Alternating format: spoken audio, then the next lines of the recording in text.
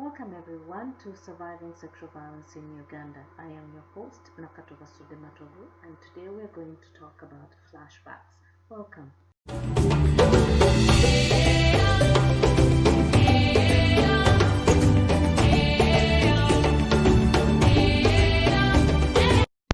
So sometimes I get people who come to me and they disclose that they are not able to sleep at night because they are afraid to close their eyes, because when they sleep they have recurring dreams that remind them of the assault. It is almost, they say that it is almost as if they are experiencing the sexual assault all over again. Um, Again, this is normal for those who are struggling with the effects of sexual violence.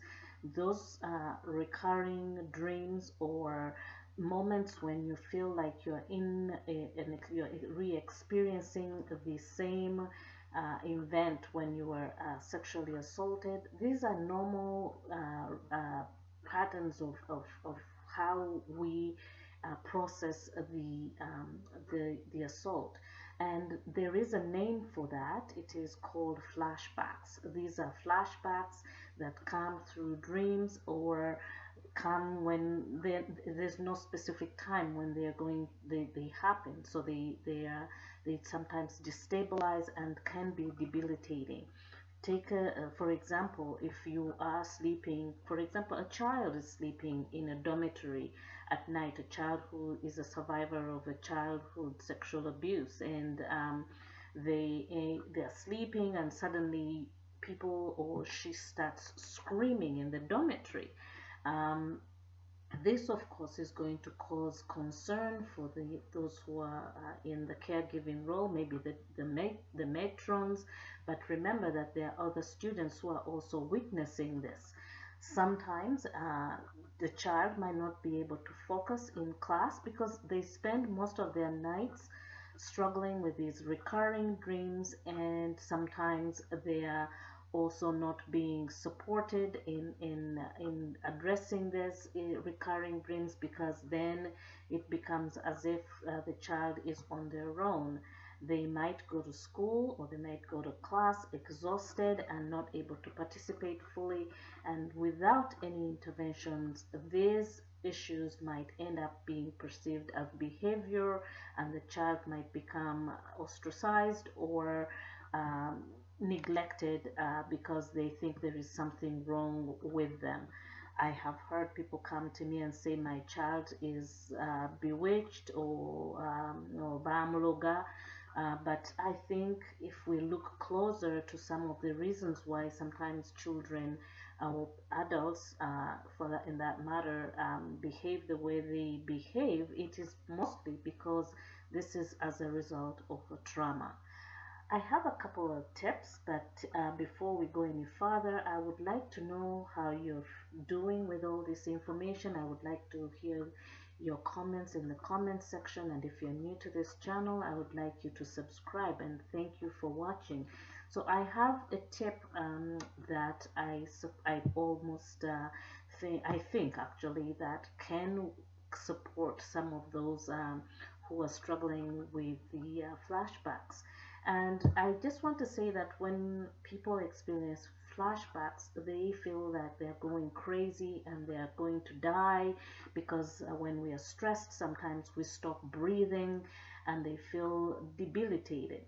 So I just want to emphasize, you're not going crazy. There is nothing that it looks remotely that you are crazy. It is what happened to you that was crazy. So we need to keep that in mind, and I am going to show you a simple technique to ground yourself when you're experiencing a flashback. So I would like to take my hand and just show you. I normally ask if you are struggling with a flashback, for you to just put your hands out like this, or if you're a caregiver, you can also demonstrate this to the person that is struggling and let them know that breathing is grounding, and it orients you back to the present. It makes you know that the assault is not happening, but you are right now experiencing a flashback. So normally what I would ask is for the survivor to put their hand out so that I can see it clearly, and then we go through the process of breathing. So I ask them to go breathe in, hold it, breathe in, hold, hold, hold, hold, hold. And what I would like for you to do when you're breathing in is to feel the air building up in your stomach. And so we are here, so breathe in, up, up, up, up, hold, hold, hold, hold. Your stomach should be full, and down. Breathe in, hold, hold, hold, hold, and down.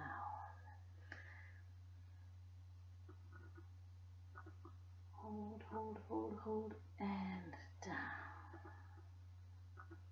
So that is a very simple technique of grounding yourself when you're experiencing a flashback.